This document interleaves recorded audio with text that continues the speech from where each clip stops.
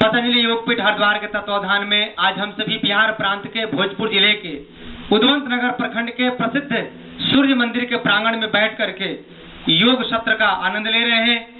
आज घनघोर बारिश, इंद्र भगवान की कृपा और चारों तरफ सुंदर श्रम्य वातावरण है। ऐसे पवित्र वातावरण में हम सभी नवरात्र के मौसम में भी माँ भगवती की आराधना, आज नवरात्र के 8वें दिन में हम प्रवेश किए हैं।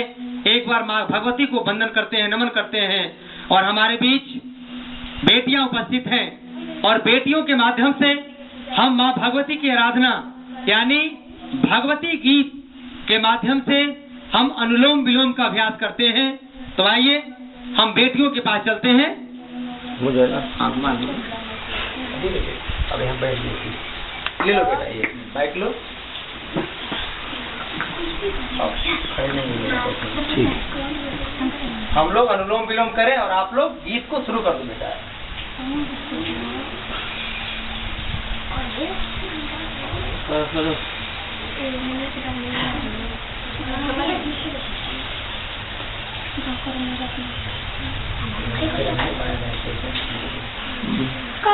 बिना